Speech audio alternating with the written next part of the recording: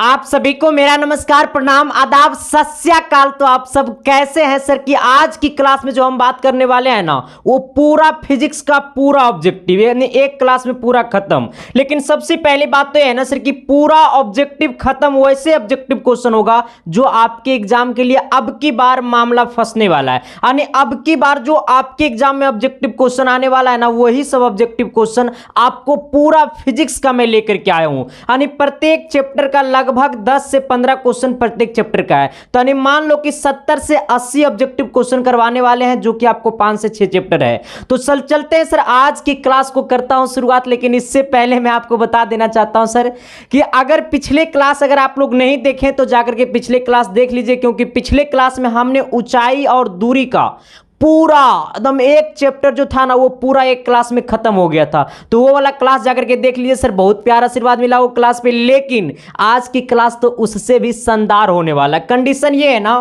कि एक क्लास में पूरा ऑब्जेक्टिव खत्म होने का मतलब कि अब आपको दोबारा पढ़ने की जरूरत नहीं पड़ेगा सर। यानी अप्रॉक्स इस वीडियो से लगभग आपको 10 से 15 क्वेश्चन आपके एग्जाम में निश्चित रूप से आने वाला है। कहता है पहला नंबर सवाल क्या कि प्रकाश का वेग न्यूनतम होता है। प्रकाश का वेग न्यूनतम होता है किसमें?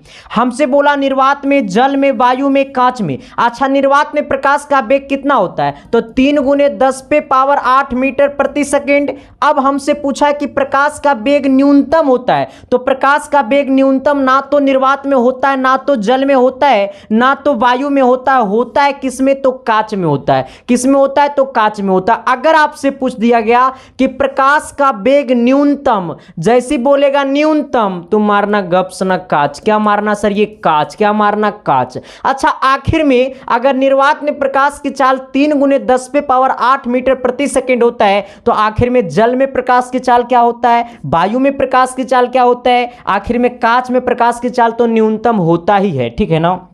आना अगला सवाल, 2 नंबर सवाल क्या कहता है? थोड़ी सी गौर कर लेना सर सवाल नंबर 2 की तरफ। 2 नंबर कहता है ना, देखना थोड़ी सी कितना झकास सवाल है।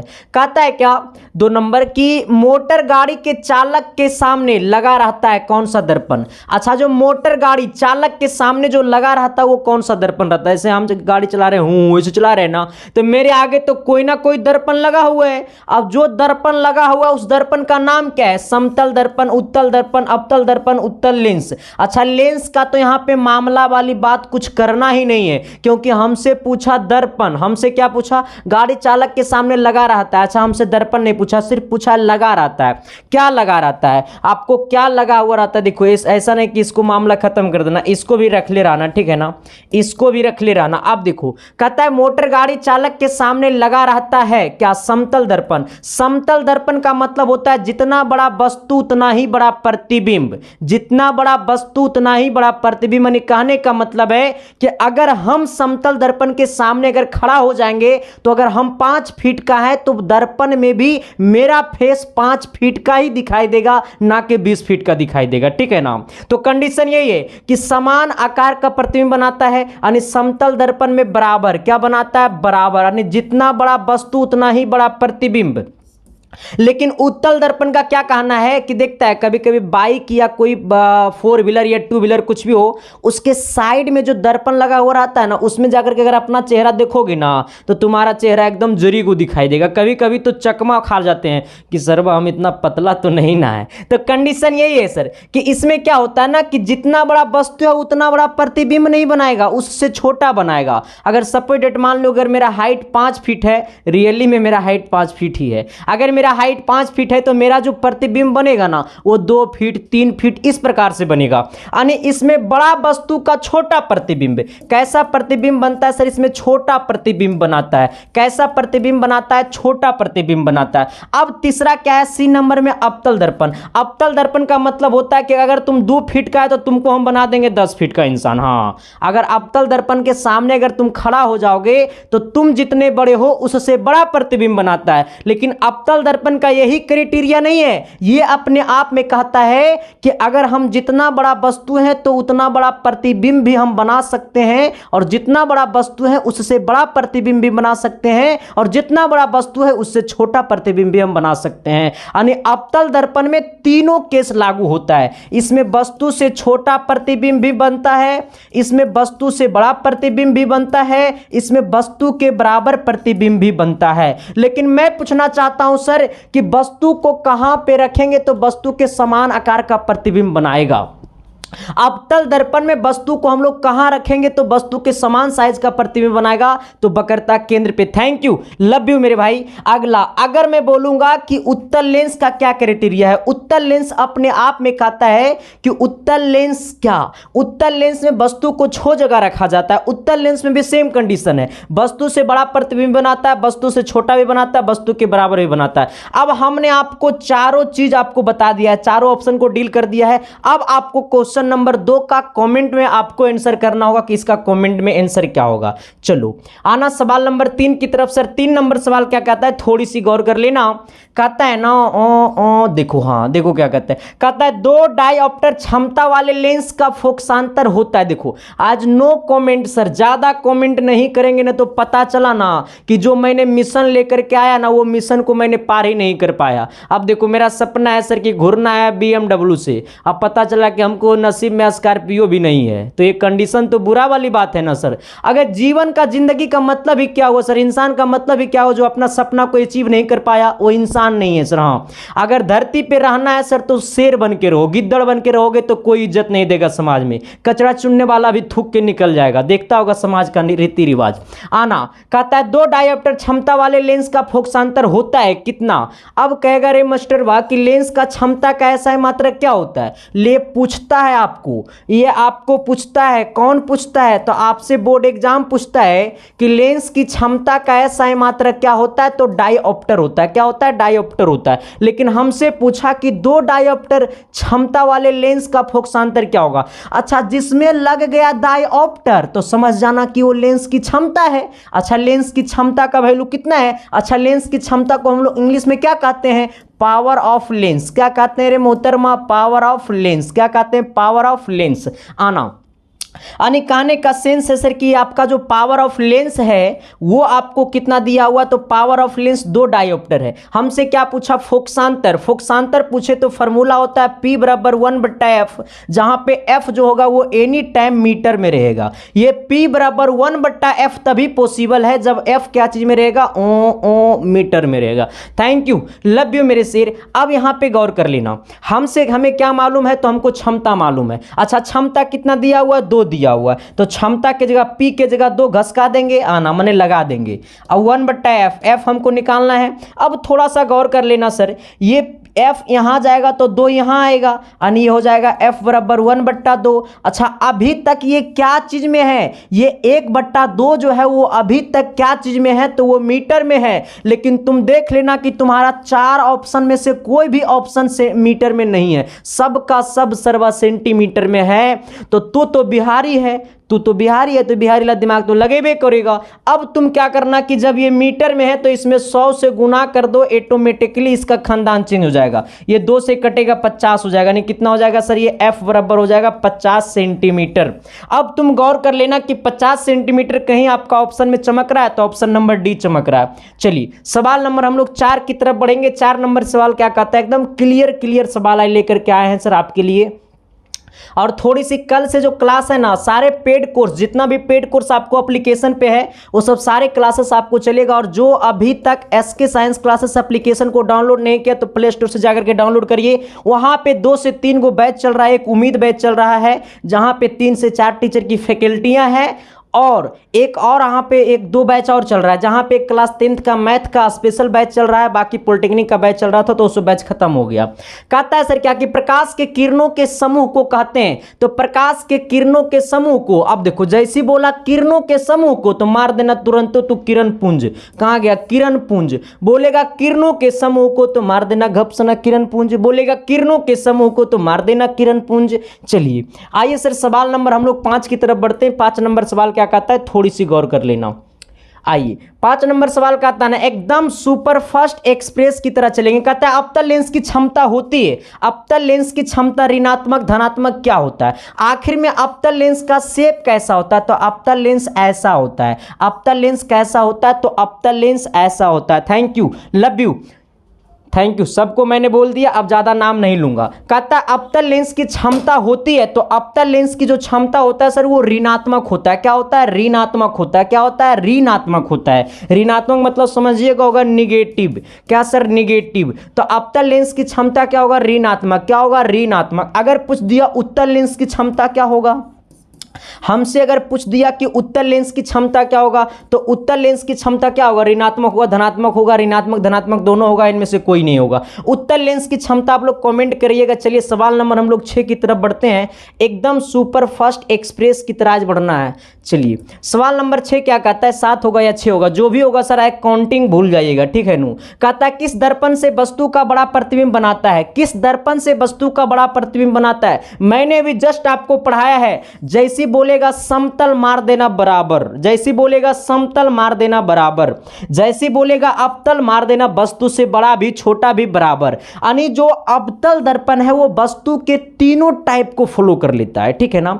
अवतल दर्पण में वस्तु के बड़ा प्रतिबिंब भी बनाता है। कब? जब वस्तु को आप फोकस पे रखिएगा तो उसका प्रतिबिंब बनाएगा अनंत पे, और अनंत पे जब वस्तु का प्रतिबिंब बनाएगा तो वस्तु से बड़े नु होगा रे, बहुत बड़ा होगा। हाँ, और जब वस्तु को वक्रता केंद्र और फोकस के बीच रखते हैं तो उस वस्तु का प्रतिबिंब फोकस, वक्रता केंद्र और अनंत के बीच बनाता है। वैसे केस में वस्तु का जो प्रतिबिंब होता है वो वस्तु से बहुत बड़ा नहीं, सिर्फ और सिर्फ बड़ा होता है। अगर फोकस पे रखेगा तो वस्तु का बहुत बड़ा प्रतिबिंब बनाता है अनंत पे, ठीक है ना।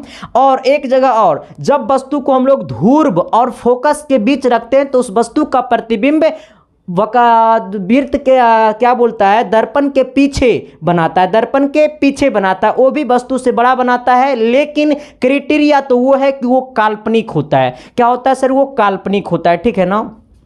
देखो हम तो कहते हैं ना सर कि यहाँ पे सिर्फ ऑब्जेक्टिव क्लियर ना होगा सर, वो कॉन्सेप्ट क्लियर होगा। भले ये सर कि हमारा 2 से 3 महीना से 10th का मैंने पढ़ा ही नहीं रहा था, पॉलिटेक्निक और पैरामेडिकल पे लगे थे, तो थोड़ी सी माफ करना सर, क्योंकि उस टाइम उतना सुविधा भी नहीं था। कहता है ना, ज़्यादा कमेंट यही आता है, कहता है किस दर्पण से वस्तु का बड़ा प्रतिबिंब बनाता है? तो समतल से तो कोई रिलेशन ही नहीं है, अवतल में है। अवतल में क्या होता है कि वस्तु से बड़ा प्रतिबिंब भी बनाता है, वस्तु से छोटा प्रतिबिंब भी बनाता है, और वस्तु के बराबर प्रतिबिंब भी बनाता है। अब बोलेगा उत्तल दर्पण तो ओनली फॉर मारना छोटा, और इनमें से कोई नहीं। हमसे पूछा बड़ा प्रतिबिंब, तो ऑप्शन नंबर बी होगा। चलिए सवाल नंबर 7 की तरफ हम लोग बढ़ते हैं। 7 नंबर सवाल क्या कहता है, थोड़ी सी गौर कर लेना।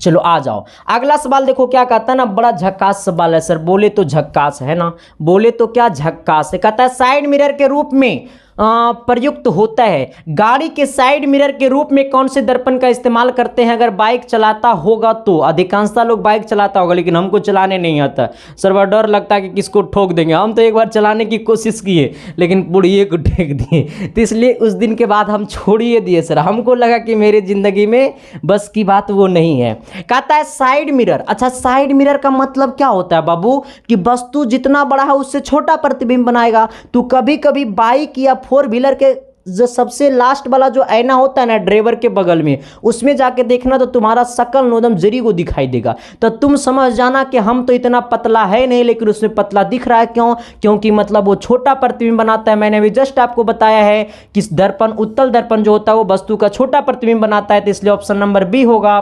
चलिए आइए 8 नंबर सवाल की तरफ। सर 8 नंबर सवाल क्या कहता है, थोड़ी सी गौर कर लेना।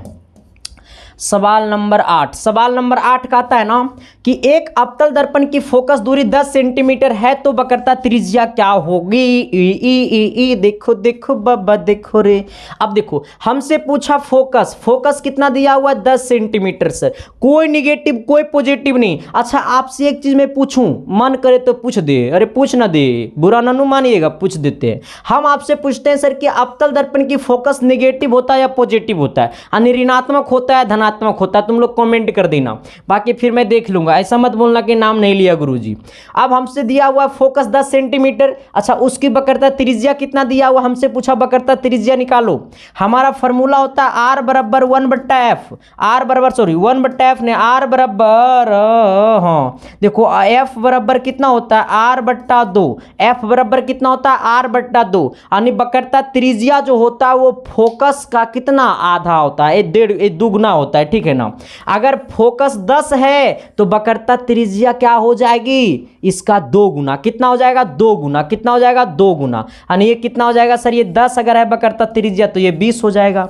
अगर फोकस अगर आपका 20 है तो वक्रता त्रिज्या कितना हो जाएगा 40 हो जाएगा। अगर आपका वक्रता त्रिज्या 40 है तो फोकस कितना हो जाएगा 20 हो जाएगा। अब तुम इतना ही से गौर कर लो, तुम इतना ही से गौर कर लो कि हमें दिया हुआ कितना 10 सेंटीमीटर फोकस है, जैसी नाम लिया फोकस 10 मार देना वक्रता त्रिज्या इसका दुगना, ने कितना हो गया 20 सेंटीमीटर, ऑप्शन नंबर बी।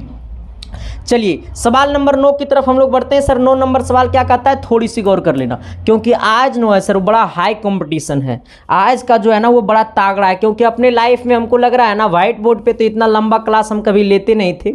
कहता है क्या कि अपवर्तन के नियम से निर्धारित होता है, अच्छा प्रकाश के अपवर्तन के नियम से क्या निर्धारित होता है, अपवर्तन के नियम से क्या निर्धारित होता है, प्रकाश का अपवर्तन जो होता है सर वो हमारा नॉर्मल होता है, यहां से जब आती है आपतित किरण तो सतह पे पड़ने के बाद वो क्या हो जाती है, परावर्तित हो जाती है, यानी आने वाली किरण को आपतित किरण, जाने वाली किरण को परावर्तित किरण, और ये हमारा क्या है अभिलंब, क्या है सर ये अभिलंब। अभिलंब और ये आपतित किरण के बीच का जो कोण होता है वो आई होता है, और ये अभिलंब और ये परावर्तित किरण के बीच का कोण कितना होता है आर होता है, यानी कोण आई बराबर कोण आर, यानी कोण आई बराबर कोण आर, यानी परावर्तन कोण बराबर अपवर्तन कोण। किसी प्रकार की दिक्कत चलिए यानी मार देना, बाकी तो तुम समझ गया होगा। अगला सवाल नंबर 9 की तरफ बढ़ना सर, 9 नंबर या 10 नंबर, हम तो काउंटिंग भूल गए, बाकी तुम अपना काउंटिंग करते जाना यार। आना सवाल नंबर जो भी मान लो, कहता है दाढ़ी बनाने में कौन सा दर्पण का उपयुक्त होता है, दाढ़ी बनाने में, अच्छा कभी दाढ़ी बनाया, हमको तो दाढ़ी आया नहीं, अच्छा दाढ़ी बनाने जाओगे तो दाढ़ी होता है छोटा छोटा, अब तो हमको क्या करना है कि दाढ़ी छोटा लेकिन उसको तो बड़ा करके देखेंगे तब न पता चलेगा कि कहाँ छूटा कहाँ नहीं छूटा। देखता है ना तुम लोग दाढ़ी बनाता होगा तो बार बार देखते रहते हो कहाँ छूट गया, सरवाइज लग रहा है शादी करने जा रहा है बकलोल। देखो इधर यहाँ पे क्या करना है ना सर, अच्छा दाढ़ी छोटा हमको देखना है बड़ा बड़ा, दाढ़ी छोटा देखना है बड़ा बड़ा, और जब देखना है बड़ा बड़ा, जब देखना है बड़ा बड़ा तो बड़का प्रतिबिंब की छोटका प्रतिबिंब, अरे बड़का प्रतिबिंब, दाढ़ी छोटा देखना है बड़ा बड़ा तो बड़का प्रतिबिंब, बड़का प्रतिबिंब किस में बनाता है तो अवतल दर्पण में बनाता है। चलिए 11 नंबर सवाल की तरफ बढ़ना सर, 11 होगा या 12 होगा तुम समझ जाना, बाकी हमको काउंटिंग नहीं आता है। कहता है सोलर कुकर में प्रयोग किया जाता है क्या, जैसे नाम लेगा सोलर कुकर का ना मार देना अवतल दर्पण, एकरा में एकदम जिंदगी में कभी भी सस्पिशन में मत जाना, ठीक है ना। नाम लेगा सोलर कुकर मार देना अवतल दर्पण, क्या मार देना अवतल दर्पण, ठीक है ना। इसमें अगर कंफ्यूज हो गए तो पता चल जाएगा कि तुम्हारा शादियों नहीं होगा। देखो इधर कहेगा सर पढ़ाई से रिलेशन शादी का क्या, अरे भाई जिंदगी में बड़ा रिलेशन है, सरकारी नौकरी ले लो जिंदगी जन्म स्वर्ग हो जाएगा। कहता है दर्पण सूत्र, दर्पण सूत्र अच्छा क्या होता है देखना बाबू, दर्पण सूत्र होता है 1/f बराबर 1/v प्लस 1/u, क्या होता है सर 1/f बराबर 1/v plus 1/u, 1/u 1/u 1/u 1/u, कहाँ गया, रुक जाओ एक सेकेंड, अब तो ये मामला चल गया पीछे, देखो देखो इसको पहले लाना होगा, हाँ आ गया, रुक जाओ एक सेकंड। देखो यही दिक्कत है सर, चलाने नहीं आएगा ना डिजिटल बोर्ड तो प्रॉब्लम यही होगा ना, जाने यहीं पे हम लोग थे ना, हाँ अब देखो थोड़ा सा गौर कर लेना सर, यहाँ पे हम लोग थे दर्पण सूत्र पे थे ना, तो देखो दर्पण सूत्र जो होता है ना, दर्पण सूत्र होता है, भाई काहे कॉल कर रहे हो, हेलो हाँ बोलिए, अरे चालू है भाई, 8 बजे कॉल करना, अभी क्लास चल रहा है, अरे अभी क्लास चल रहा है बाद में कॉल कीजिएगा। आप देखिएगा यहाँ पे क्या है, दर्पण सूत्र बराबर 1/f, F equal to 1/v plus 1/u है ना। अब देखना 1/f, f का मतलब फोकस, 1/v, v का मतलब प्रतिबिंब की दूरी, 1/u, u का मतलब वस्तु की दूरी, ठीक है ना। तो 1/f बराबर 1/v प्लस 1/u, यानी ऑप्शन नंबर ए 1/f बराबर 1/v प्लस 1/u। अगर तुमसे पूछ दे रहे मोहतरमा कि लेंस सूत्र क्या होगा, तो लेंस सूत्र होगा 1/f बराबर 1/v माइनस 1/u। अगर तुमसे पूछेगा लेंस सूत्र तो 1/f बराबर 1/v माइनस 1/u। चलो आगे बढ़ाता हूं, चलो अब फिल्म को आगे बढ़ाता हूं। सवाल क्या कहता है, थोड़ी सी गौर कर लेना। कहता है ना सर कि पतले लेंस की आवर्धन क्षमता क्या होता है। अच्छा, पतले लेंस की आवर्धन क्षमता, जैसे नाम लेगा पतला लेंस। अच्छा, जब आदमी पतला तो कैपेसिटी कम, आदमी पतला कैपेसिटी कम, आदमी मोटा कैपेसिटी ज्यादा। और जब बोला पतला लेंस तो कैपेसिटी कम, यानी इसका आंसर क्या हो जाएगा सर, कम। तो अब पूछेगा पतले लेंस की आवर्धन क्षमता, तो क्या होगा सर, ये कम। पतले लेंस की आवर्धन क्षमता क्या होगा, कम। चलिए अगला सवाल क्या कहता है, थोड़ी सी गौर कर लीजिएगा और थोड़ा सा आप लोग कमेंट पे कम ध्यान दीजिएगा और आपको कॉन्सेप्ट पे ज्यादा ध्यान दीजिएगा। कहता है अवतल दर्पण के सामने अनंत पर रखे वस्तु, बिंब का मतलब होता है ये वस्तु, ये जो बिंब लिखा हुआ है ना सर, ये बिंब का मतलब होता है वस्तु।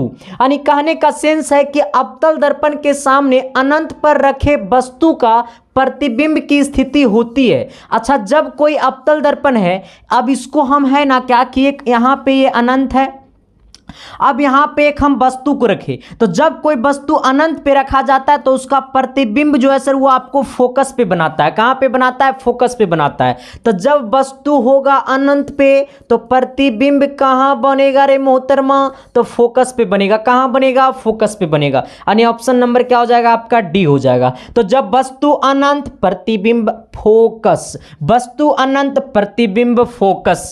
चलिए अगला सवाल क्या कहता है, थोड़ी सी गौर कर लेना। सवाल नंबर अगला कहता है ना, आज आप काउंटिंग भूल जाइएगा सर, ठीक है ना। देखिए क्या कहता है, कहता है मानव नेत्र के किस भाग पर किसी वस्तु का प्रतिबिंब बनाता है। ये जो आपका आंख है ना, सुंदर सुंदर आंखों से प्यार मत करना रे। अब देखो ये जो आंख है ना, अब तुम देख को किसी को बता देता है कि ये मोहतरमा बड़ा सुंदर है, ऐसे देख के बताता है ना, तो इसका कंडीशन क्या है कि सबसे पहले अपनी आंखों से, ये सुंदर सुंदर आंखों से किसी चीज को देखा, किसी चीज को क्या कि तुम उसको देखा, उसको देख लिया ना, देखने के बाद तुम्हारे आंख में एक प्रतिबिंब बन गया कि ये तो बड़ा सुंदर है, ए दहिया है ना।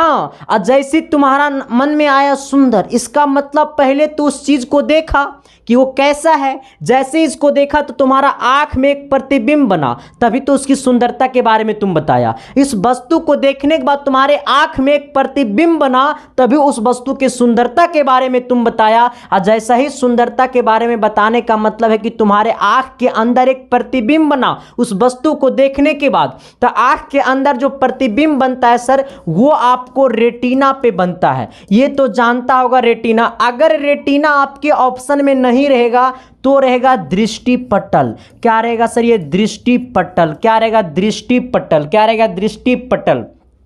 तो मानव नेत्र के जो प्रतिबिंब बनाता है सर, वो मानव नेत्र में वो रेटिना और दृष्टि पटल दोनों पे बनाता है, ठीक है ना। यहां तक क्लियर। तो कहता है ना सर कि बचपन का प्यार मेरा भूल नहीं जाना रे, आना जैसा मेरा प्यार है। अब देखो कहता है ना सर कि जो नेत्र निकट स्थित वस्तुओं को स्पष्ट नहीं देख पाता है उसे हम क्या कहते हैं। अब देखो सबसे पहले गौर कर लेना, अगर कोई आंख निकट स्थित वस्तु को अगर नहीं देख पा रहा है तो उसका मतलब क्या है। अब देखो यहां पे ये दिखना, अगर जो आंख, यहां लिख लो, जो आंख निकट वस्तु को देख नहीं पाता है तो उसे दूरदृष्टि दोष कहते हैं। आप देखना यहाँ पे गौर कर लेना, यानी जो आंख निकट वस्तु को नहीं देख पाता है उसे हम लोग क्या कहते हैं, दूरदृष्टि। अब यहाँ पे सोचना, जस्ट उल्टा काम करना, देखेगा नहीं किसको, निकट को नहीं देखेगा, और जब वो देखेगा नहीं निकट को तो होगा उसके अंदर कौन सा रोग, तो दूरदृष्टि दोष। कौन सा रोग, दूरदृष्टि दोष। कौन सा रोग, दूरदृष्टि दोष, है ना सर। तो किसी प्रकार की दिक्कत, तो अगर जो आंख निकट रखी वस्तु को नहीं देख पाता इसका मतलब उसके अंदर कौन सा दोष है, तो उसके अंदर कौन सा दोष है, तो उसके अंदर दूरदृष्टि दोष है। कौन सा दोष है, दूरदृष्टि दोष है। तो जो वस्तु निकट रखी वस्तु को निकट रखी वस्तु, जो नेत्र निकट स्थित वस्तुओं को स्पष्ट नहीं देख पाता है उसे दूरदृष्टि दोष कहते हैं। और जो नेत्र, यहां पे अगर ये काट दिया गया और यहां पे लिख दिया गया दूर, यानी जो नेत्र दूर स्थित वस्तु को स्पष्ट नहीं देख पाता है उसे हम, उस नेत्र में होता है कौन सा रोग। अब देखो, जैसे ये निकट कटा, यहां पे आ गया दूर स्थित वस्तु को नहीं देख पाता है, इसका मतलब उसके अंदर निकट दृष्टि दोष होगा, ठीक है।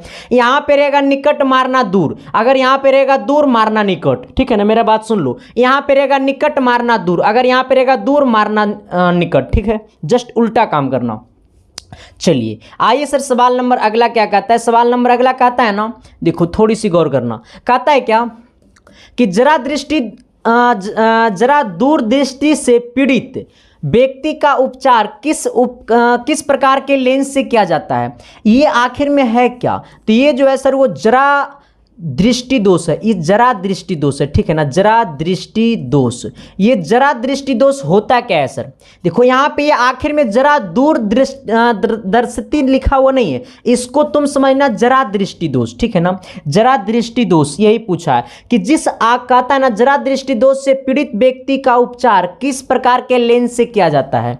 तो जिस इंसान के अंदर जरा दृष्टि दोष हो जाएगा इसका मतलब है कि उस इंसान का जो उम्र होगा वो 40 वर्ष हो गया होगा, 40 वर्ष हो गया होगा, ठीक है ना। क्योंकि जरा दृष्टि दोष होता है जो आफ्टर 40 ईयर बाद होता है, ठीक है ना। मतलब कहने का मतलब है कि जरा दृष्टि दोष उसी इंसान को होगा जिसका उम्र 40 साल हो गया होगा। अब का डेट क्या होगा कि अब उल्टा चलने लगा है। अब अखनाई से लोग बचपन 4 साल का उम्र है, 5 साल का उम्र है और अखनाई से खाना चालू कर देगा, एगी मैगी अर्गर बर्गर ईजा पिज्जा आस्ता पास्ता, तब तो पता चलेगा कि उसको 40 साल की उम्र में क्या है, उसको 20 साल की उम्र में जरा दृष्टि दोष हो जाता है ना सर। तो कंडीशन यही है कि जरा दृष्टि दोष का मेन कारण है कि जिस इंसान को जरा दृष्टि दोष हो जाएगा उस इंसान को दूर और निकट ये दोनों वस्तु दिखाई नहीं देगा, ये दोनों वस्तु दिखाई नहीं देगा, ठीक है ना। तो जिस इंसान को जरा दृष्टि दोष हो जाएगा वो तो ना तो दूर की वस्तु देख पाएगा ना तो निकट की वस्तु देख पाएगा, तब उसे जरा दृष्टि दोष होगा, ठीक है ना। जरा दृष्टि दोष को उपचार जो किया जाता है सर वो आपको बाइफोकल लेंस से किया जाता है। किससे किया जाता है, ये जो इसका उपचार है वो बाइफोकल लेंस, बाइफोकल लेंस से किया जाता है, ठीक है ना। तो जरा दृष्टि दोष का उपचार किससे किया जाता है सर, तो ये बाइफोकल लेंस से किया जाता है। किससे किया जाता है, बाइफोकल लेंस से किया जाता है, ठीक है ना। तो जरा दृष्टि दोष का उपचार किससे किया जाता है, बाइफोकल लेंस से किया जाता है। और जो भी लोग चैनल पे नए हैं सर तो चैनल को सब्सक्राइब भी कर देना और बेल आइकन को प्रेस करके दोस्तों को भी शेयर कर देना। कहता है ना सर कि नेत्र का समंजन क्षमता कम हो जाने से उत्पन्न होता है। अच्छा, जब नेत्र का समंजन क्षमता, ये आखिर में समंजन क्षमता है क्या, जब नेत्र में समंजन क्षमता क्या हो जाएगा, क्षमता कम हो जाएगा। जब नेत्र में समंजन क्षमता कम हो जाएगा तो उसके आँख में जो है सर वो जरा दृष्टि दोष की उत्पत्ति हो जाएगा, उसके आँख में जरा दृष्टि दोष की उत्पत्ति हो जाएगा। अब सोच लेना, समंजन क्षमता कहने का मतलब उसके अंदर की कैपेसिटी का विनाश हो गया, कैपेसिटी का क्या हो गया, सत्यानाश हो गया। अब सोचो जरा दृष्टि दोष का मतलब क्या होता है कि उम्र का 40 साल बाद होता है, तो यही कारण है। बोला नेत्र की समंजन क्षमता घट गया। अब नेत्र में समंजन क्षमता घट गया तो ना तो वो दूर की वस्तु देख पाएगा ना तो पास की वस्तु देख पाएगा। अब जो इंसान ना तो दूर की वस्तु देख रहा है ना तो पास की वस्तु देख रहा है, इसका कहने का मतलब है कि उस इंसान के अंदर जरा दृष्टि दोष हो गया। और जरा दृष्टि दोष का मतलब ऑप्शन नंबर सी, ठीक है ना। तो समंजन क्षमता घटता है, समंजन क्षमता कम हो जाने से कौन सा रोग होता है? जरा दृष्टि दोष होता है। अरे कौन सा दोष होता है? जरा दृष्टि दोष होता है। तो एक बार कमेंट बॉक्स में जय मां सरस्वती लिख करके कमेंट कर दो सर, एक बार कमेंट बॉक्स में जय मां सरस्वती लिख करके कमेंट कर दो सर, क्योंकि कहता है ना कि विद्या की खेती किसानों ना होती, विद्या का बाप कोई पर्वत ना होता, विद्या बगानों में फलती नहीं, विद्या बाजारों में मिलता नहीं, विद्या अमीरी गरीबी न मजहब, विद्या किसी का बपौती नहीं, विद्या उसी का जो दिल से चाहते। दिल से चाहत कहने का मतलब है कि माँ सरस्वती का फोटो रख करके डेली दिन भर में 20 बार आरती उतारने से नहीं होगा सर। आपके अंदर वो ताकत को झोंकना होगा जिसे हम लोग कहते हैं दिमाग। और दिमाग एक ऐसा चीज़ है सर से आपको ना, ये भूइयाँ में जब अभी भूइयाँ में सोते हैं ना, अरे अभी 4x6 के रूम में रहते हैं ना, ये विद्या में इतना ताकत है ना सर कि ये 6 फीट के आपको रूम में अभी जो रहते हैं ना, वो आपको 6 घर में रखेगा। विद्या में इतनी ताकत है। आपके पास बड़ा बड़ा गाड़ी होगा, बड़ा बड़ा बंगला होगा सर, जब बैठोगे तो आपके सामने 4 गो चपरासी रहेगा, पीछे 4 गो चपरासी रहेगा, वैसे इंसान कर दिखाओ। कहता है ना सर कि जो इंसान अपनी मम्मी पापा का सपना ही नहीं पूरा कर सका सर, उस इंसान में ताकत क्या है? कहता है इंद्रधनुष का बनना किस परिघटन पर आधारित है? अच्छा, अगर ये इंद्रधनुष बनता है तो वो किस परिघटन पे आधारित है? इंद्रधनुष का बनना किस परिघटन पे आधारित है? बहुत अच्छा, बहुत अच्छा, थैंक यू मेरे भाई, लव यू मेरे भाई। देखो जैसी बोलेगा इंद्रधनुष का बनना किस परिघटन पे आधारित है, तो तू तुरंत मार देना प्रकाश का वर्ण विक्षेपण। प्रकाश का वर्ण विक्षेपण पूछेगा इंद्रधनुष का बनना किस परिघटन पे आधारित है, तो मार देना प्रकाश का वर्ण विक्षेपण, प्रकाश का वर्ण विक्षेपण, प्रकाश का वर्ण विक्षेपण। चलिए सर अगला सवाल क्या कहता है, थोड़ी सी गौर कर लेना। देखो सवाल नंबर अगला कहता है ना, क्या कहता है, देखो कने गया हाँ, कहता है मानव नेत्र की दूर बिंदु क्या होता है? देखो सबसे पहले इस बात को नोट में कर लो, मानव नेत्र का निकट बिंदु, मानव नेत्र का निकट बिंदु, और एगो पूछता है मानव नेत्र का, ये दोनों पूछता है मानव नेत्र का दूर बिंदु। यही 2 चीज आपको पूछेगा, ठीक है। अब यहां पे गौर कर लेना, अगर आपसे पूछेगा मानव नेत्र का निकट बिंदु, तो मानव नेत्र का जो निकट बिंदु होता है सर वो होता है 25 सेंटीमीटर यानी 25 सेंटीमीटर। और मानव नेत्र का जो दूर बिंदु होता है, मतलब कहने का मतलब ये है ना रे बबुआ कि तुम अपनी बीवी को अधिकतम से अधिकतम कितना प्यार कर सकता है, तो तू कहेगा गुरुजी हम तो अनगिनत प्यार करेंगे। मैक्सिमम कम से कम कितना करेगा? गुरुजी अगर वो हमको डेली 4 गो झाड़ू मारेगा तो हम कैसे प्यार करेंगे? तब तो नहीं ये करेंगे। तो कंडीशन यही है, अगर तुम्हारे आंख के सामने एकदम सटा देगा कोई वस्तु को, तो अगर ये जो पेन है मेरे आंख से अगर ये 25 सेंटीमीटर के दूरी पे अगर कम से कम है, तब तो इस पेन के बारे में हम कल्पना कर सकते हैं कि मेरे आंख के सामने पेन है। अगर ये हमारे आंख में सट गया, 25 सेंटीमीटर से भी कम में आ गया, तो इस पेन का कल्पना हम नहीं कर सकते। तो यही बात है, अगर तुम्हारी बीवी अगर तुमको 10 को झाड़ू मारेगा डेली तो तुम प्यार करेगा? सरबा भाग घर से। हाँ, तो यही काम यहाँ पे है सर। तो अब बोलेगा तुमको बहुत प्यार करेगा बीवी, तो तुमको ही तो बहुत प्यार करना पड़ेगा ना। अब बहुत का मतलब होता है इन्फिनाइट। तो पूछेगा मानव नेत्र का दूर बिंदु, तो मार देना अनंत। क्या मार देना सर? ये अनंत। क्या मार देना? अनंत, ठीक है ना। हमसे यही पूछा कि मानव नेत्र का दूर बिंदु क्या होता है, तो मानव नेत्र का दूर बिंदु जो है सर वो अनंत होता है। क्या होता है सर? ये अनंत होता है। क्या होता है? अनंत होता है। चलिए 2 सवाल सीख लिया ना, तो इसीलिए मैं कहता हूं ना सर कि चलता रहूंगा पथ पे चलने में माहिर बन जाऊंगा, चाहे मंजिल मिले या ना मिले, लेकिन हाँ थैंक यू, लव भी मेरे भाई, मेरा आइडिया तुम लोग सीख गया ना। कहता है निकट दृष्टि दोष वाले व्यक्ति के चश्मे में होता है। अच्छा एक बात आपको हमको बताइएगा, जो इंसान के आँख में अगर निकट दृष्टि दोष है, जो इंसान के आँख में निकट दृष्टि दोष है, उस इंसान कौन सी वस्तु को नहीं देख पाएगा? जिस इंसान के आँख में निकट दृष्टि दोष है वो इंसान किस वस्तु को नहीं देख पाएगा? लेकिन हमसे पूछा निकट, ये कमेंट कर देना, हमसे पूछा निकट दृष्टि दोष वाले व्यक्ति के चश्मे में होता है। अच्छा जिस इंसान को निकट दृष्टि दोष है उसके चश्मे में क्या रहेगा? तो उसके चश्मे में रहेगा अवतल लेंस। कौन सा लेंस? अवतल लेंस। कौन सा लेंस? अवतल लेंस आइएगा। अगर जिस इंसान को दूरदृष्टि दोष रहेगा, जिस इंसान को दूरदृष्टि दोष रहेगा तो उसके चश्मे में कौन सा लेंस रहेगा। अब बोलेगा दूर, दूर है 2 अक्षर से, इसको उपचार करने के लिए उत्तल लेंस का इस्तेमाल किया जाता है, ठीक है ना। तो दूरदृष्टि दोष वाले व्यक्ति के जो चश्मे में होता है वो उत्तल लेंस होता है, और निकट दृष्टि दोष वाले व्यक्ति के जो चश्मे में होता है वो अवतल लेंस होता है, और जरा दृष्टि दोष वाले व्यक्ति के जो चश्मे में होता है, ये तो जस्ट मैंने अभी आपको पढ़ाया ही है कि जिस इंसान को जरा दृष्टि दोष रहेगा उसको हम लोग करते हैं बाईफोकल लेंस का इस्तेमाल, बाईफोकल लेंस का इस्तेमाल करते हैं। आखिर में बाईफोकल लेंस है क्या, तो बाईफोकल लेंस जो है सर वो 2 लेंसों से मिलकर के बना, एक अवतल लेंस एक उत्तल लेंस। मैं तो कहता हूं ना सर कि आप मेरा क्लास को देखिए, आपकी सपना आपकी कदमों में झुकेगा सर। सपना मतलब कोई लड़की नहीं, सपना मतलब जो आपका चाहत है कि हमको वो पाना है, कितना कुछ सरबा को तो वही चाहत होगा, समझ गया ना, वही मतलब आना। हमसे पूछा निकट दृष्टि दोष वाले व्यक्ति के चश्मे में होता है, ये 3 गो में से अगर 1 गो नहीं आया ना सर तो मैं पढ़ाना छोड़ दूंगा, वादा करता हूं, ये 3 गो में से 1 ना 1 पक्का आएगा। हमसे पूछा निकट दृष्टि दोष वाले व्यक्ति के चश्मे में नी काटा 3 अक्षर से मिलके बना, उसको खत्म करने के लिए 4 अक्षर वाला खोजेंगे, तो 4 अक्षर वाला अवतल लेंस हो गया, ऑप्शन नंबर बी। लेकिन अगर यही यहां पे होता कि दूर दृष्टि दोष वाले व्यक्ति के चश्मे में होता है तो उत्तल, अगर यही पूछता कि जरा दृष्टि दोष वाले व्यक्ति के चश्मे में होता है तो बाईफोकल नहीं दिया है, चलो यहां पे होता ही नहीं आना। अगला सवाल क्या कहता है, थोड़ी सी गौर कर लेना। अगला सवाल कहता है निकट दृष्टि दोष, कहता है निकट दृष्टि दोष वाले व्यक्ति के चश्मे में होता है, तो मैं आपको करा ही दिया, ये सवाल आपका रिपीट हो गया है ना, चलो कोई दिक्कत नहीं है। अगला सवाल कहता है मानव नेत्र में उपस्थित लेंस होता है, मानव नेत्र में उपस्थित लेंस।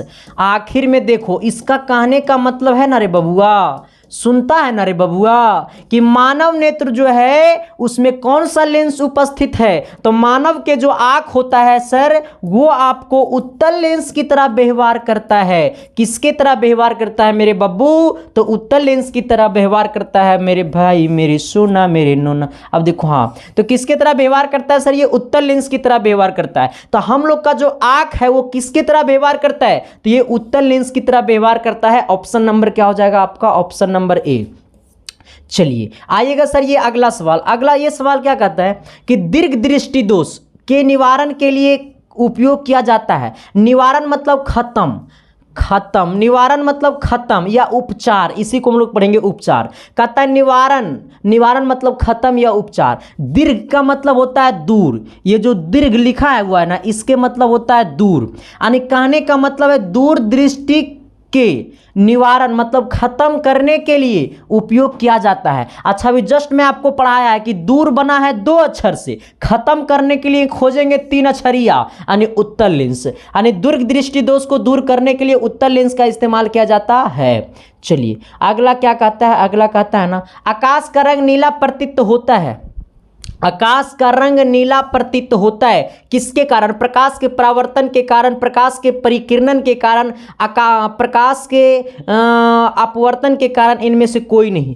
थोड़ा सा जल्दी कमेंट करना sir, thank you, love you मेरे भाई, बहुत अच्छा मेरे भाई। हाँ हमसे बोला आकाश का रंग नीला क्यों दिखाई देता है, तो आकाश का जो रंग है सर वो नीला इसलिए दिखाई देता है परिकिरणन के कारण। किसके कारण, परिकिरणन के कारण। आकाश का जो रंग है वो नीला प्रतीत होता है किसके कारण, तो प्रकाश के परिकिरणन के कारण। किसके कारण, प्रकाश के परिकिरणन के कारण आकाश का रंग नीला प्रतीत होता है, प्रकाश के परिकिरणन के कारण। अगला सवाल क्या कहता है, थोड़ी सी गौर कर लेना तभी तो कहोगे कि जब जब तुझको देखूं तो अरे जी घबराता है। कहता है आँख व्यवहार होता है। अच्छा आँख का व्यवहार होता है, जस्ट मैंने आपको पढ़ाया कि हम लोग का जो आँख है ना रे बबुआ, अरे छोटू देख लूँ, हम लोग का जो आँख है ना जी वो उत्तल लेंस की तरह व्यवहार करता है। किसके तरह व्यवहार करता है, तो हम लोग का आँख जो है सर वो उत्तल लेंस की तरह व्यवहार करता है। किसकी तरह व्यवहार करता है, उत्तल लेंस की तरह व्यवहार करता है। अगला सवाल, जब जब देखो यहाँ देखना अगर बात करना जब कहता है एक साधारण प्रिज्म कितने सतहों से घिरा होता है। एक साधारण प्रिज्म कितने सतहों से घिरा होता है। अब यहाँ पे देख लेना, पहले ये गौर कर लो, ये जो प्रिज्म होता है ना, ये प्रिज्म जो होता है ना सर वो 5 सतह से घिरा होता है। 5 सतहों से घिरा होता है, ठीक है ना, ये घिरा होता है, ये घिरा होता है। अब सोचना, ये जो प्रिज्म है वो 5 सतह से घिरा होता है, लेकिन मेरा कहना है सर कि ये जो 5 सतह है वो कैसे कैसे होते हैं। प्रिज्म जो है सर वो 5 सतह से घिरा है, मैं आपको दिखा दूंगा, अगर मेरे पास होता तो दिखाता हूँ। हाँ आइए देखिए, दिखाइए देता हूँ। देखो प्रिज्म आखिर में ऐसे होता है, देखो प्रिज्म जो है ना ये आखिर में ऐसे होता है सर, देखो यही प्रिज्म है, यही क्या है सर, ये प्रिज्म है। अब देखो ये प्रिज्म हो गया, यही प्रिज्म हो गया। अब यहाँ पे देखना 5 सतह कैसे हो गया, देखो यहाँ पे मैं आपको गिना देता हूँ। यहाँ पे देखो ये वाला एक सतह ये है, देखो ये वाला एगो सतह ये है, और एक सतह ये वाला पिछुआ वाला है, यानी 3 सतह, एगो त्रिभुजाकार है, एगो इधर त्रिभुजाकार है। यानी कहने का मतलब है सर कि प्रिज्म में टोटल 5 सतह होता है, जिसमें 3 जो होता है सर वो आपको आयताकार होता है, ठीक है ना, आयताकार होता है, आयताकार होता है, और 2 जो है सर वो आपको त्रिभुजाकार होता है। क्या होता है, वो त्रिभुजाकार होता है, ठीक है ना, त्रिभुजाकार होता है। ओके, तो प्रिज्म जो है सर वो कितने सतहों से घिरा हुआ, तो प्रिज्म जो है वो 5 सतह से घिरा है, जिसमें 3 जो है वो आयताकार है और 2 क्या है रे मोहतरमा, तो 2 है त्रिभुजाकार। यानी हमसे पूछा प्रिज्म, एक साधारण प्रिज्म कितने सतहों से घिरा होता है, तो एक साधारण प्रिज्म जो है सर वो 5 सतह से घिरा होता है। चलिए अगला सवाल की तरफ हम लोग बढ़ते हैं। देखो भाई अभी जो है ना सर, मैं आपको सिंपल बात बताता हूं भाई कि हम लोग एक मध्य फैमिली से बिलोंग करने वाले हैं। हम लोग के फैमिली में अगर एक मेंबर अगर कोई बढ़ जाता है ना सर, तो हम लोग को चिंता बढ़ जाती है कि अब हमारा घर कैसे चलेगा। तो हम लोग मध्य फैमिली से बिलोंग करने वाले हैं, तो हम लोग को जिंदगी में सब कुछ सोच समझ के चलना पड़ेगा। मेरे पास पढ़ने के लिए कोई अंबानी का बेटा नहीं आता है, मेरे पास पढ़ने के लिए कोई मंत्री का बेटा नहीं आएगा सर, हमारे पास पढ़ने के लिए एक गरीब का बेटा आएगा, ठेला चालक का बेटा आएगा, एक किसान का बेटा आएगा, एक नॉर्मल फैमिली का हम लोग के पास हम लोग से पढ़ता है सर। ये अन अकेडमी नहीं है, ये बड़ा बड़ा प्लेटफॉर्म नहीं है, ठीक है ना। तो इसलिए सर हम लोग को जिंदगी जो है ना वो बड़ा अजीब तरीका से बीतता है। तो उस जिंदगी में अजीब तरीका से जो बीतता है वो किसके कारण, तो वो पैसा, मेन जो है ना जिंदगी बदलने का मेन मुद्दा पैसा है। वो पैसा कहां से आएगा, तो वो पैसा कमाने के लिए सर आपको एक अकल है, आपके पास दिमाग है, आपके पास उसका इस्तेमाल करो, ना कि हाथ का इस्तेमाल करो। कितने लोग क्या है सर को अपना हाथ, अपना समाज का, अपना बल का इस्तेमाल करता है। जिंदगी में बल का इस्तेमाल कभी मत करना, अकल का इस्तेमाल करना, क्योंकि जिंदगी में आपको सब कुछ छीन लेगा लेकिन आपका अकल कोई नहीं छीन सकता है सर। इसलिए अपने अंदर उतना समझदारी पैदा कर लो कि आपका परिवार 2 रुपया के लिए कभी ना तरसे, ठीक है ना। अभी हम लोग अगर 1 लाख की जरूरत पड़ जाता है सर, तो हम लोग का पूरा फैमिली चाव चाव हो जाता है। कब वो 1 लाख कैसे आएगा, वहां का खेत रख देंगे, वहां का घर रख देंगे, वहां ये चीज बेच देंगे, वो चीज बेच देंगे, बस। तो अब उसको दूर कैसे करना है, वो पीढ़ी दर पीढ़ी तो वैसा ही नहीं ना चलता रहेगा। आपके जैसा बेटा पैदा हुआ तो उस चीज को खत्म करना है। वो चीज कैसे खत्म होगा, वो आपके समझदारी के ऊपर खत्म होगा सर। जिंदगी में बेहतर सोचो, बेहतर कर पाओगे, ठीक है ना, बस इतना ही सोच लेना सर। देखता है कुत्ता जो होता है ना सर, डॉग जो होता है ना कुत्ता, वो भी उसी पे भौंकता है जिसके अंदर कुछ मिठास होती है, समझा। तुम खाली पैर रोड पे चलेगा तो तुमको कुत्तों ने भौंकेगा। अगर तुम्हारे थैला रहेगा तुम्हारे अंदर और उसमें कुछ अच्छा चीज रहेगा, और वो अगर डॉग अगर सूंघ गया कि इसके थैला में कुछ अच्छा है, उसके ऊपर भौंकना चालू कर देता है। तो जिंदगी कहने का मतलब एक मिठास बनो कि तुम्हारे अंदर तुम्हारे पड़ोसी वाले लोग तुम पे भौंके, तुमको देख के जले, ऐसे मिठास बनो। हाँ, मिठाई का मतलब वो क्या है जिसमें स्वादे ना हो रे भाई। हाँ आना कहता है ना सर, नेत्र गोलक का व्यास लगभग होता है, नेत्र गोलक का जो व्यास होता है रे मोहतरमा वो 2.3 होता है। नेत्र गोलक का व्यास कितना होता है, 2.3 होता है सर। चलिए आइएगा अगला सवाल। हमसे क्या पूछा, निकट दृष्टि दोष उत्पन्न करने का क्या कारण है। अच्छा, निकट दृष्टि दोष जो होता है सर वो उत्पन्न कैसे होता है, तो अभिनेत्र लेंस की वक्रता त्रिज्या बढ़ जाती है। अभिनेत्र लेंस की वक्रता, यहाँ पे त्रिज्या छूट गया है, वक्रता त्रिज्या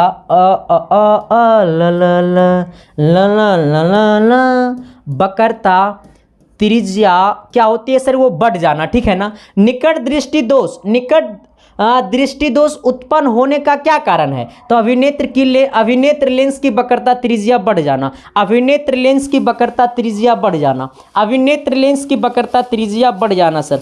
थोड़ी सी मुझे भी भूख लग गया भाई है ना। आना अगला सवाल क्या कहता है, ऑप्शन नंबर ए हो गया इसका। अगला सवाल देखिए क्या कहता है, थोड़ी सी गौर कर लेना। हाँ, कहता है कांच का अपवर्तनांक किस वर्ण के लिए अधिकतम होता है। अब देखो, कांच का अपवर्तनांक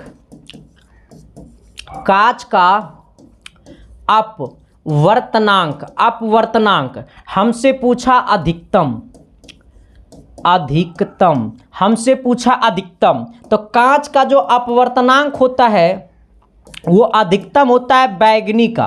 किसके होता है सर? वो बैगनी का होता है। किसका होता है? बैगनी का होता है, ठीक है ना। अधिकतम पूछेगा बैगनी। अगर यही पूछता कि कांच का अपवर्तनांक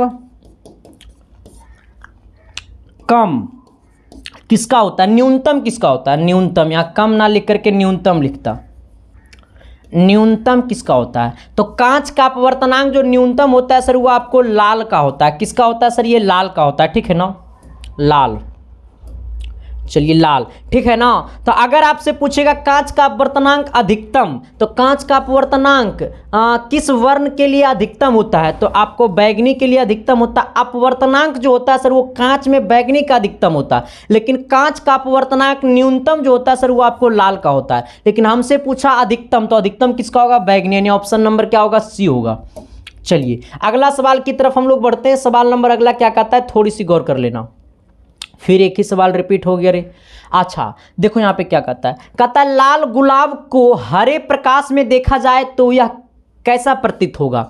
अब देखो ये वाला लाल गुलाब, लाल गुलाब, लाल गुलाब, लाल गुलाब, लाल गुलाब, लाल गुलाब, लाल, देखो अब क्या है ना सर, यहाँ पे थोड़ी सी गौर करना। ये लाल को हम कैसे में देखेंगे, तो लाल को हरे में देखेंगे। लाल गुलाब को हरे प्रकाश में देखा जाए तो वह कैसा प्रतीत होगा। लाल को जब हरे में देखेंगे तो वो काला प्रतीत होगा। कैसा प्रतीत होगा सर? वो काला प्रतीत होगा। कैसा प्रतीत होगा? तो वो काला प्रतीत होगा। कैसा प्रतीत होगा? तो वो काला प्रतीत होगा, ठीक है ना। तो लाल गुलाब को हरे प्रकाश में देखा जाए तो वह कैसा प्रतीत होगा? काला प्रतीत होगा। ऑप्शन नंबर आपका सी होगा। आइए, कहता है ना, उदय और अस्त होते समय सूरज दिखाई पड़ता है, मतलब सुबह में सूरज उगता है और शाम में सूरज डूबता है, तो वो दोनों टाइम सूरज कैसा दिखाई देता है। जब सुबह में उठिएगा तो सूरज आपको उगा हुआ रहेगा, तो ऐसे केस में सूरज कैसा दिखाई देता है, तो कहिएगा गुरुजी लाल दिखाई देता है। और जब शाम में सूरज डूबता है तो कैसा दिखाई देता है, तो भी लाल दिखाई देता है। तो यही बोला, उदय और अस्त होते समय सूरज दिखाई देता है तो लाल दिखाई देता है, ठीक है ना। आना, कोई भी चीज को सर आसानी भाषा में समझना पड़ेगा आपको। कहता है एंगस्ट्रॉन का मान क्या होता है, एंगस्ट्रॉन का मान होता है 10 पे पावर 10 एम, ठीक है ना, 10 पे पावर 10। एंगस्ट्रॉन का मान क्या होता है? 10 पे पावर 10, 10 पे पावर 10। और जिंदगी में अब कर देना बस, समस्या भी बढ़ेगा सर, हाँ, जब तक जियोगे तब तक संघर्ष है। कहता है तारों के टिमटिमाते प्रतीत होने का क्या कारण है। अब देखो, तारों जब टिमटिमाता है तो वो तारा जो है सर, वो तारे जो है वो हमें टिमटिमाते प्रतीत होता है। तारा जो है वो हमको जो है वो टिमटिमाते हुए दिखाई देता है। वो किसके कारण? तारे जो है वो हमें टिपटिपाते हुए दिखाई देता है, किसके कारण? तो वो वायुमंडलीय अपवर्तन के कारण। किसके कारण? वायुमंडलीय अपवर्तन के कारण। तारे जो है वो हमको टिमटिमाते हुए दिखाई देता है, किसके कारण? तो वायुमंडलीय अपवर्तन के कारण। किसके कारण? वायुमंडलीय अपवर्तन के कारण, ठीक है ना सर। आइए, कहता है वोल्ट बट्टा एम्पेयर, वोल्ट बट्टा एम्पेयर, यही ना है, वोल्ट बट्टा एम्पेयर। यानी कहने का मतलब ये वाला देखो ऐसे है, वोल्ट बट्टा एम्पेयर बराबर क्या होता है, तो वोल्ट बट्टा एम्पेयर बराबर होता है ओम। ये ना होगा ओम, हाँ ओम ही होगा, ओम। क्यों? क्योंकि ये जो वोल्ट है सर वो विभवांतर का ऐसा मात्रक है, ठीक है ना, विभवांतर का। ये जो एम्पेयर है सर वो आपको विद्युत धारा का ऐसा मात्रक है। ये जो ओम है सर वो आपको प्रतिरोध का ऐसा मात्रक है, ठीक है ना। क्योंकि हम लोग का फॉर्मूले होता है प्रतिरोध बराबर विभवांतर बटा धारा, यानी हमारा होता है ये प्रतिरोध, यानी ये आर बराबर होता है भी बट्टा आई। ये वाला फॉर्मूला तो पढ़ा ही होगा। तो आर का मतलब प्रतिरोध और प्रतिरोध का ऐसा मात्रक ओम, भी का मतलब विभवांतर, विभवांतर का ऐसा मात्रक वोल्ट, आई का मतलब करंट और करंट विद्युत धारा का ऐसा मात्रक एम्पेयर, यानी वोल्ट बट्टा एम्पेयर बराबर हो जाएगा ओम। ऑप्शन नंबर आपका सी। चलिए अगला सवाल क्या कहता है, थोड़ी सी गौर कर लेना। विद्युत धारा का मात्रक क्या होगा? सबसे पहले देख लो विद्युत धारा का एसआई मात्रक क्या होगा।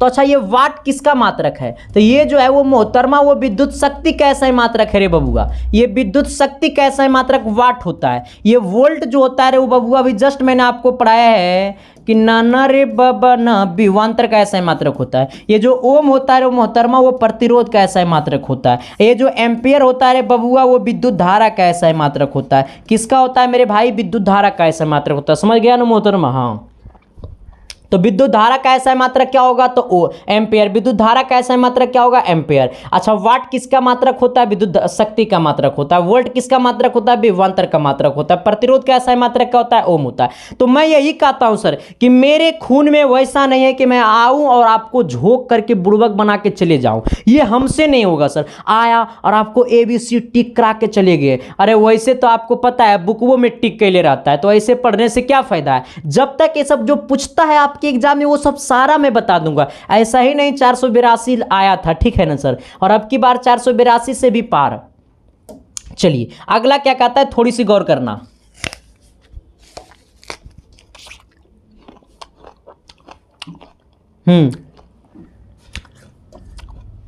एक, दो और 3 ओम के 3 प्रतिरोधों को श्रेणी क्रम में जोड़ने पे समतुल्य प्रतिरोध होगा। ये तो सब कोई बना देगा, बहुत आसान है। देखो इधर। अच्छा हमें कैसा जोड़ा गया? श्रेणी क्रम में जोड़ा गया। कैसा जोड़ा गया सर? ये श्रेणी क्रम में आपको जोड़ा गया है, ठीक है ना?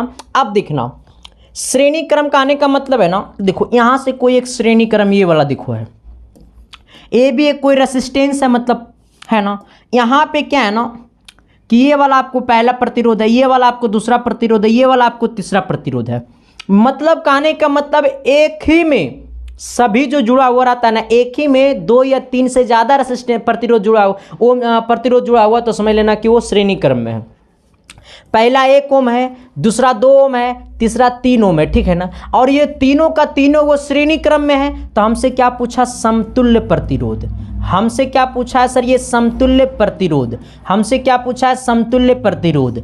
अब देखना जब आपका श्रेणी क्रम में रहेगा और आपसे पूछेगा समतुल्य प्रतिरोध, तो अखिया मुंद लेना और करना R बराबर R1 plus R2 plus R3 plus dot dot dot dot, ये आगे बढ़ता जाएगा, ठीक है ना। लेकिन आपके पास जो है सर वो 3 ही वो है। कितना है आपके पास? सॉरी 3 ही गो आपके पास है। कितना आपके पास है? ये 3 ही गो है। तो इसको हम लोग ना बात करके बस इतना ही बात करेंगे, आना। अब देखो R बराबर R1 का वैल्यू कितना है? 1। R2 का वैल्यू कितना है? 2। R3 का वैल्यू कितना है? 3। यानी 2 3 2 3 1 यानी 6 ओम। यानी कितना हो जाएगा? 6 ओम। यानी ऑप्शन नंबर क्या हो जाएगा? डी।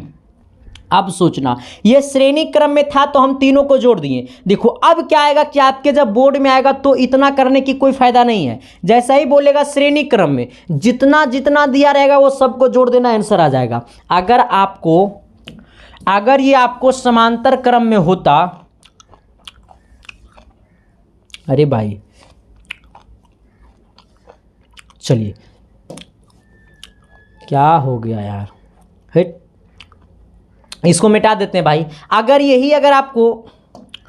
यही आपको समांतर क्रम में होता, अगर ये आपको समांतर क्रम में होता तो समांतर क्रम का फॉर्मूला होता है 1/r बराबर 1/r1 plus 1/r2 plus 1/r3। बात बुझाया रे मोहतरमा? अरे बुझाया नो मोहतरमा? तब यही होता है सर, ठीक है ना। यहाँ पे R1 का वैल्यू 2 1 रखना, R2 का वैल्यू 2 रखना, R3 का वैल्यू 3 रखना। इसका समांतर क्रम में आंसर बताना क्या होगा।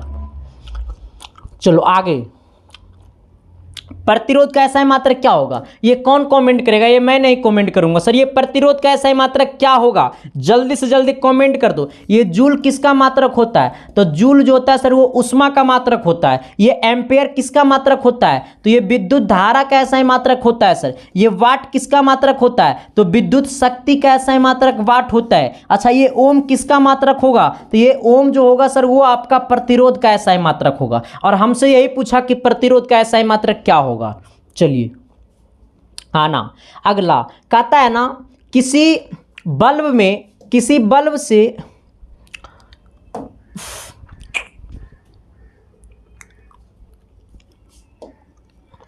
कहता है क्या कहता है किसी बल्ब से 220 वोल्ट पर 2 एम्पियर की विद्युत धारा प्रवाहित होती है तो फिलामेंट का प्रतिरोध क्या होगा। अब देखना, हमसे पूछा प्रतिरोध। अच्छा, प्रतिरोध बराबर क्या होता है, तो अभी जस्ट मैंने आपको बताया है कि प्रतिरोध बराबर होता है विभवांतर। क्या होता है ये, विभवांतर बटा विद्युत धारा। क्या होता है सर, ये आपका विद्युत धारा। क्या होता है ये, विद्युत धारा। क्या होता है, विद्युत धारा।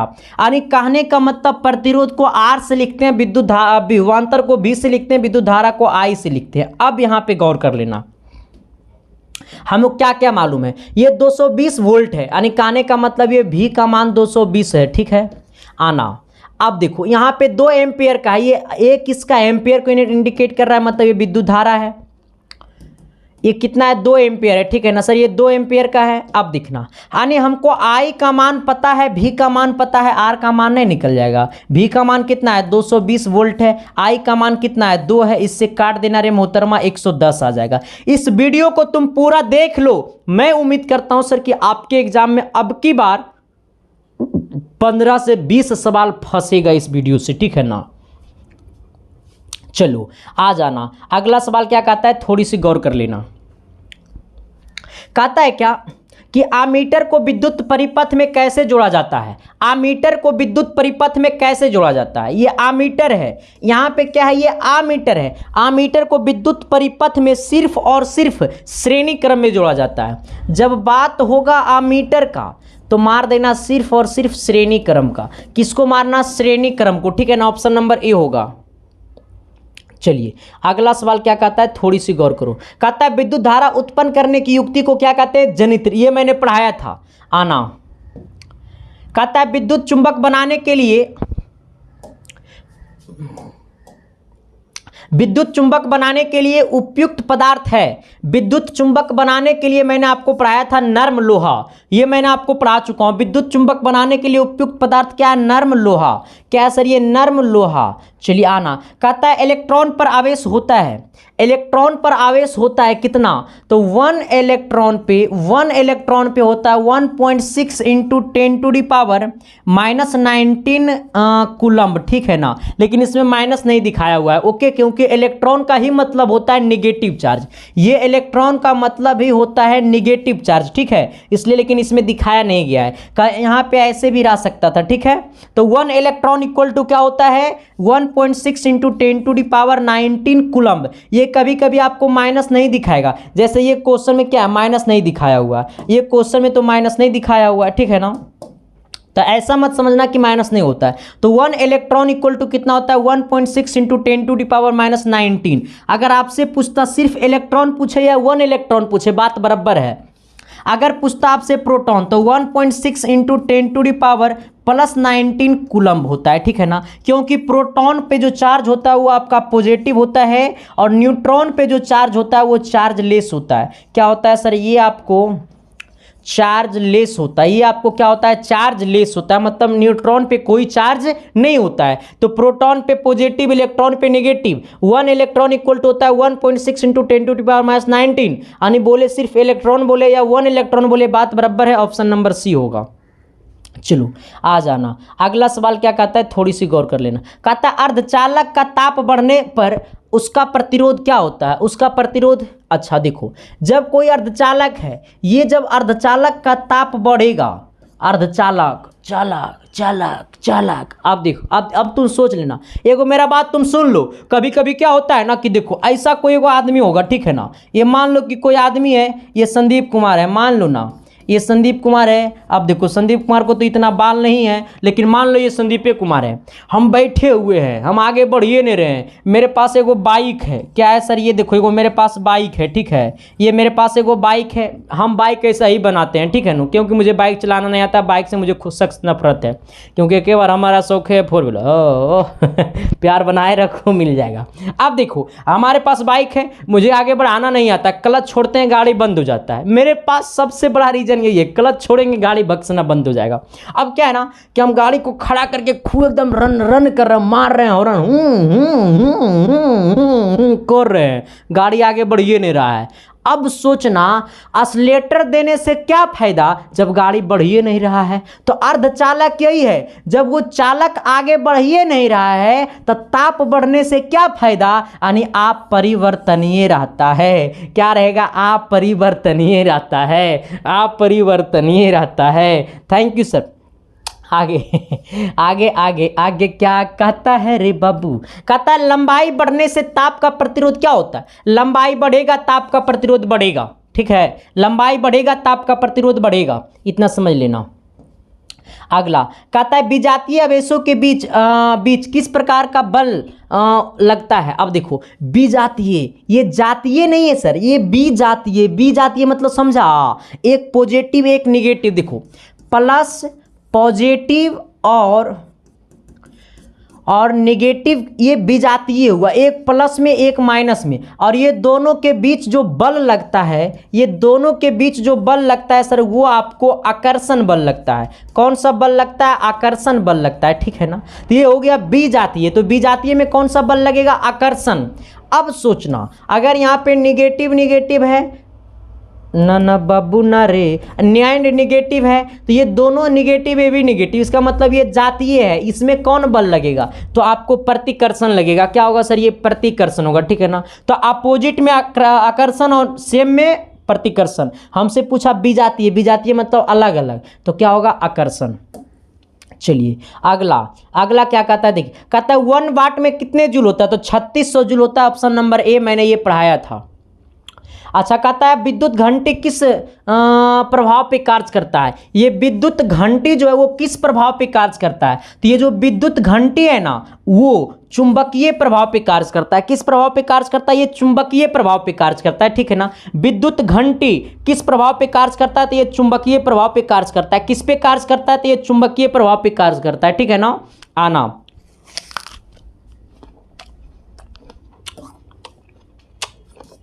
भाई, रात दिन पढ़ाते पढ़ाते थक जाते हैं। कहता है डायनेमो का सिद्धांत आधारित है किस पे। डायनेमो का जो सिद्धांत है सर, वो विद्युत चुंबकीय प्रेरण पर है, ठीक है। डायनेमो का सिद्धांत आधारित है विद्युत चुंबकीय प्रेरण पर। अगला चलो, अब ये खत्म हुआ पीडीएफ, अब एक पीडीएफ और है कि जब जब तुझको देखो तो जी घबराता है, तेरी अखियों की बार, तेरा होठ का शिकार, चुका बार।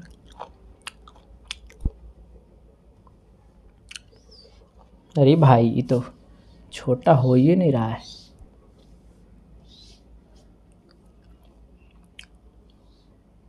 चलो हो गया। कहता है डायनेमो से किस प्रकार की धारा प्राप्त होती है। देखो डायनेमो जो है ना सर, वो बड़ा मस्त चीज़ है, ठीक है ना। डायनेमो, ये डायनेमो जो है ना, इससे आपका एसी करंट भी प्रवाहित होता है और डीसी करंट भी प्रवाहित होता है, ठीक है ना। एसी बोले तो प्रत्यावर्ती धारा, क्या होगा सर, ये प्रत्यावर्ती धारा, प्रत्यावर्ती धारा, ठीक है। अगर ये डीसी बोले तो दृष्ट धारा। कौन सी धारा, ये दृष्ट धारा, ठीक है। ये दृष्ट धारा, दृष्ट धारा में ये वाला नहीं होगा, दृष्ट धारा, ठीक है ना, ये दृष्ट धारा आ जाना। तो डायनेमो जो है वो ये डीसी और प्रत्यावर्ती, यानी ये डीसी बोले तो ये डीसी बोले, और ये क्या है सर, ये एसी है, ठीक है।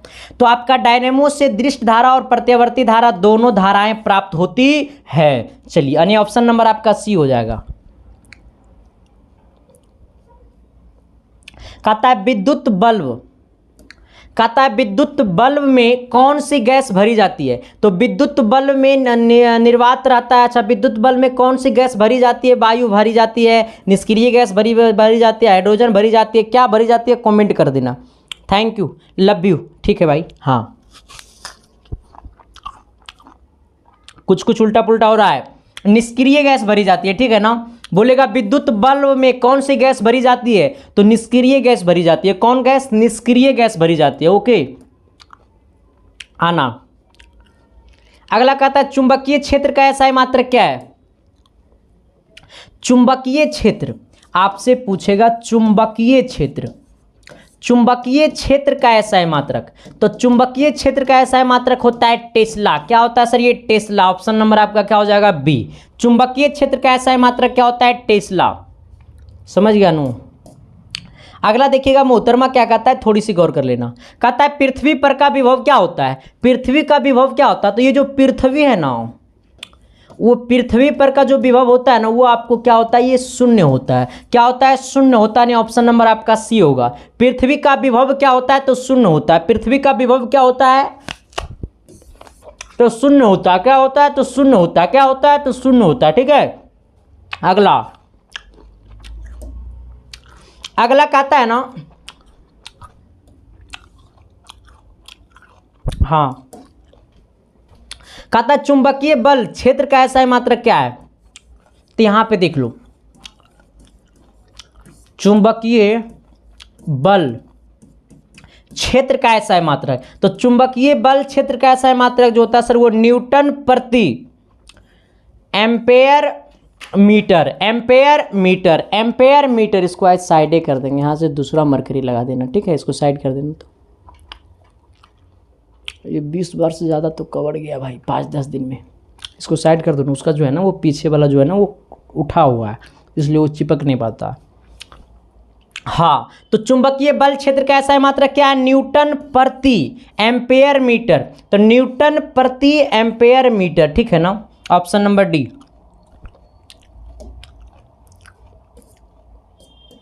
अगला विद्युत मोटर के द्वारा बदला जाता है। अच्छा, विद्युत मोटर के द्वारा क्या होता है? तो विद्युत मोटर जो होता है ना, वो विद्युत मोटर विद्युत को आंतरिक ऊर्जा में कन्वर्ट करता है। ठीक है ना, यानी विद्युत मोटर जो है सर, वो विद्युत ऊर्जा को आंतरिक ऊर्जा में क्या करता है? कन्वर्ट करता है। ठीक है ना, विद्युत मोटर जो है वो विद्युत को आंतरिक ऊर्जा में क्या करता है? कन्वर्ट करता है। विद्युत मोटर जो है सर, वो विद्युत ऊर्जा को आंतरिक ऊर्जा में क्या करता है? बदल देता है। अगला कहता है माइकल फैराडे थे एक प्रसिद्ध भौतिक शास्त्री थे। ठीक है ना, माइकल फैराडे क्या थे? तो ये भौतिक मतलब शास्त्री थे। माइकल फैराडे थे एक प्रसिद्ध भौतिक शास्त्री थे। ठीक है, चलिए अगला कहता है सूर्य तथा अन्य तारों का विशाल ऊर्जा का स्रोत है। अच्छा, सूर्य तथा अन्य तारों के विशाल ऊर्जा का स्रोत क्या है? इसको कमेंट करेगा कोई यो है कमेंट करने वाला? नहीं है। देखो इधर, जब बोलेगा सूर्य और अन्य तारों का विशाल ऊर्जा, जब बोलेगा विशाल ऊर्जा, मार देना नाभिकीय संलयन। ठीक है ना, जब बोलेगा विशाल ऊर्जा, मार देना नाभिकीय संलयन। अगला कहता है पवनों का देश कहा जाता है। ये पवनों का जो देश है ना, उससे कहा जाता है किसको? तो डेनमार्क को कहा जाता है। किसको कहा जाता है? डेनमार्क को कहा जाता है। ठीक है ना, पवनों का देश कहा जाता है डेनमार्क। ऑप्शन नंबर क्या हो जाएगा आपका? सी हो जाएगा। पवनों का देश कहा जाता है डेनमार्क। किसको? डेनमार्क को।